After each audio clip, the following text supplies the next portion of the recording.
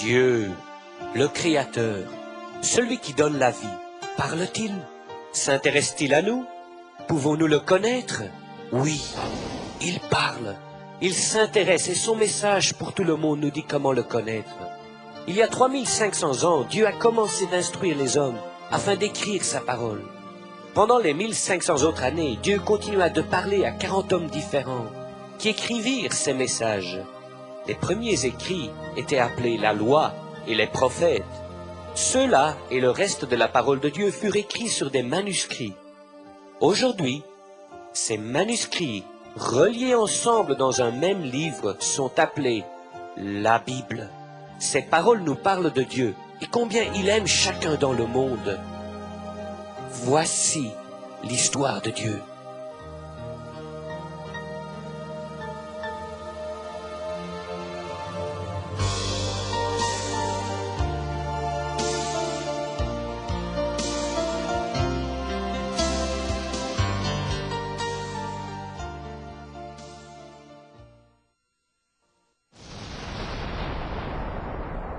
Au commencement, Dieu créa les cieux et la terre. La terre était informe, elle était vide, couverte de ténèbres et d'eau. Ensuite, l'Esprit de Dieu se mouvait au-dessus des eaux, et Dieu dit que la lumière soit, et la lumière fut. Dieu vit que la lumière était bonne. Alors il sépara la lumière d'avec les ténèbres. Dieu appela la lumière jour, et les ténèbres nuit. Ainsi, il y eut un soir et un matin, ce fut le premier jour. Dieu dit qu'il y ait une étendue pour séparer les eaux d'en bas d'avec les eaux d'en haut. Dieu appela l'étendue ciel. Ainsi, il y eut un soir et un matin, ce fut le deuxième jour. Dieu dit ensuite que les eaux qui sont sous le ciel se rassemblent dans un seul lieu et que le sec apparaisse, et cela fut ainsi. Dieu appela le sec terre, et l'amas des eaux, mer. Et Dieu vit que c'était bon. Dieu dit que la terre produise de la verdure, et des arbres fruitiers donnant du fruit selon leur espèce. Et cela fut ainsi. Et Dieu vit que c'était bon. Ainsi, il y eut un soir et un matin. Ce fut le troisième jour. Dieu dit qu'il y ait des luminaires dans le ciel, et qu'ils servent de signes pour les époques, les jours et les années. Dieu fit deux grands luminaires, le soleil pour régner le jour et la lune pour régner la nuit. Il créa aussi les étoiles, et il les plaça tous dans le ciel pour éclairer la terre. Dieu vit que c'était bon. Ainsi, il y eut un soir et un matin, ce fut le quatrième jour. Dieu dit que les eaux abondent d'animaux vivants et que des oiseaux volent au-dessus de la terre. Ainsi Dieu créa les grands poissons et tous les animaux vivants dans l'eau, et tout oiseau ailé, et ils produisirent selon leur espèce. Dieu vit que c'était bon, et il les bénit en disant, « Soyez féconds, multipliez. » Ainsi il y eut un soir et un matin, ce fut le cinquième jour. Et Dieu dit, « Que les animaux vivants remplissent la terre. » C'est ainsi qu'il créa les animaux sur la terre, le bétail, et tout ce qui rampe sur la terre selon leur espèce. Et Dieu vit que c'était bon. Puis Dieu dit, « Faisons l'homme à notre image, selon notre ressemblance. » Et Dieu forma l'homme de la poussière de la terre. Et il souffla dans ses narines un souffle de vie. Et l'homme devint un être vivant. Dieu créa l'homme à son image. Il créa l'homme et la femme. Dieu appela le premier homme Adam. Et Adam appela la femme Ève. Puis Dieu dit, « L'homme quittera son père et sa mère, et s'attachera à sa femme, et ils deviendront une seule chair. » L'homme et sa femme étaient tous deux nus, et ils n'en avaient point honte. Et Dieu vit que tout ce qu'il avait fait, et voici, cela était très bon. Ainsi, il y eut un soir et un matin, ce fut le sixième jour. Le ciel et la terre furent achevés. Puis Dieu se reposa le septième jour. Dieu bénit le septième jour et le sanctifia. L'Éternel Dieu planta aussi un jardin en Éden, et il fit pousser du sol tous les arbres agréables à la vue et bons à manger. Dans le milieu du jardin se tenaient deux arbres, l'arbre de la vie et l'arbre de la connaissance du bien et du mal. L'Éternel plaça l'homme dans le jardin d'Éden pour le cultiver et pour le garder. L'Éternel Dieu ordonna, « Tu pourras manger de tous les arbres du jardin, excepté pour l'arbre de la connaissance du bien et du mal. Tu ne mangeras jamais de cet arbre, car le jour où tu en mangeras, tu mourras certainement. » Dieu montra son amour pour Adam et Ève, en leur donnant tout ce qu'ils avaient besoin pour qu'ils jouissent de la vie. Il leur donna aussi l'habileté de faire des choix. Comme ancêtres de toute l'humanité, Dieu leur donna la possibilité d'utiliser cette habileté sagement. Dieu voulait qu'Adam et Ève démontrent leur respect en obéissant à son seul commandement, de ne pas manger du fruit de cet arbre. Mais tout le reste était là pour qu'ils en jouissent et pour vivre en paix dans ce merveilleux jardin. Adam et Ève avaient seulement besoin de faire confiance à Dieu et de respecter son autorité sur eux. Ils auraient dû être reconnaissants pour la vie et heureux dans leur liberté. Mais la liberté de choisir n'apporte pas le bonheur lorsque des mauvais choix sont faits. Bien avant que Dieu crée l'homme, il avait aussi donné le libre choix aux anges qu'il avait créés. Dieu désirait l'honneur de ces anges qui habitent au ciel, comme il désire l'honneur des gens. La plupart des anges choisirent de suivre Dieu. Ces anges, encore aujourd'hui, adorent Dieu et font sa volonté en aidant les gens de plusieurs façons. Mais d'autres anges firent un mauvais choix. Ils refusèrent l'amour de Dieu, choisirent à la place Lucifer pour maître, le plus beau des anges. L'arrogance et l'orgueil de Lucifer lui a causé de perdre sa position d'honneur au-dessus du trône de Dieu. Lucifer tomba du ciel à cause de sa rébellion, car il éprouva Dieu en disant en son cœur, « J'élèverai mon trône au-dessus des étoiles de Dieu. Je serai semblable au Très-Haut. » Lucifer, connu aussi dans la Bible comme le diable ou Satan.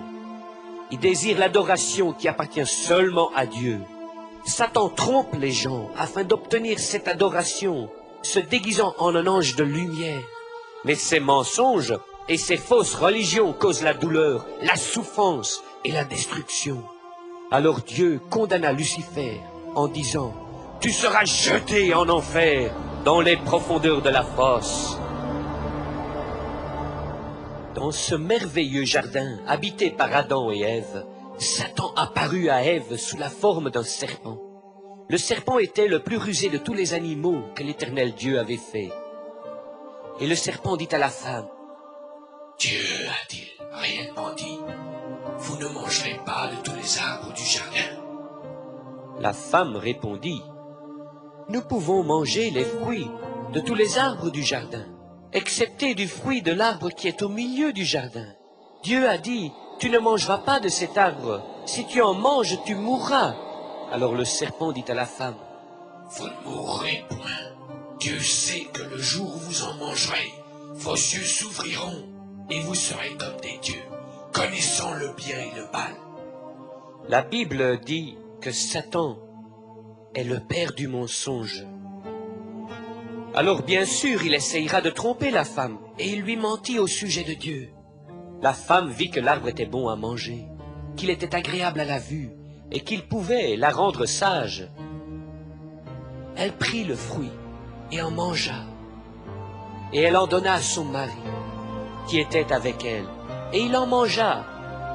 Aussitôt, leurs yeux s'ouvrirent, et leur esprit devint mort.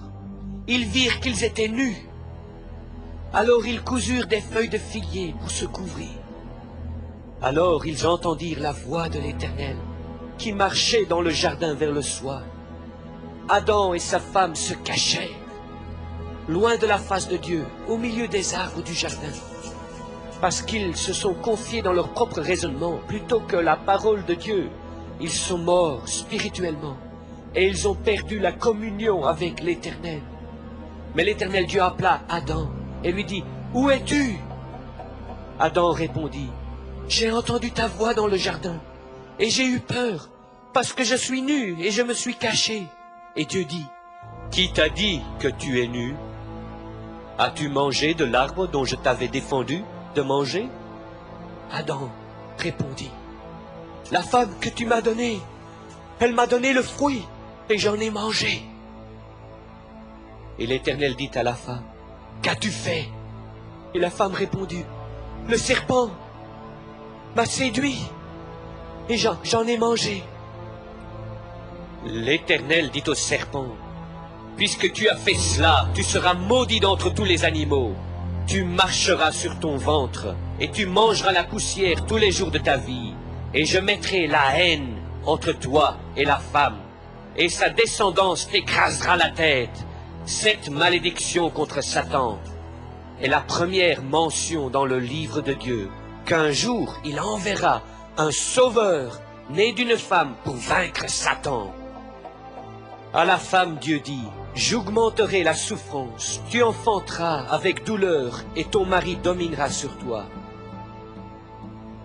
Et à Adam, Dieu dit, parce que tu as écouté ta femme, et que tu as mangé de l'arbre défendu, le sol sera maudit.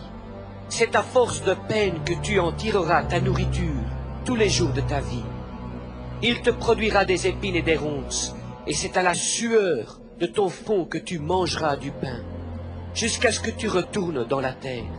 Je t'ai fait de la poussière, et tu retourneras en poussière.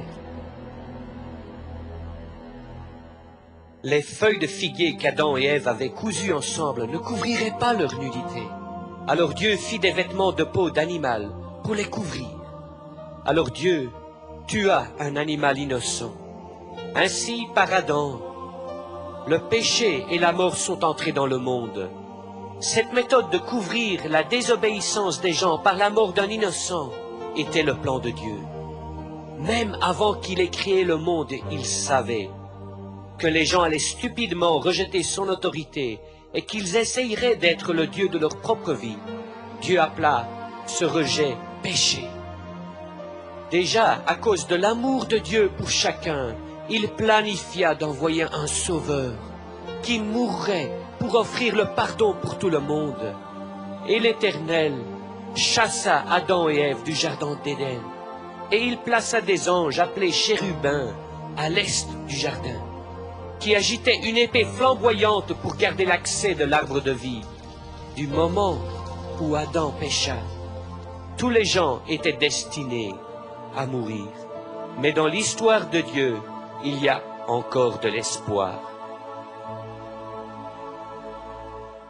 Quand la femme d'Adam, Ève, conçut et enfanta un fils, elle dit, « J'ai reçu un homme de l'Éternel », et elle l'appela Caïn. Et elle enfanta encore un autre fils appelé Abel. Il choisit d'être berger, et Caïn devint un fermier. À un temps donné par Dieu, Caïn apporta sa récolte comme offrande à l'Éternel. Mais Abel apporta un agneau.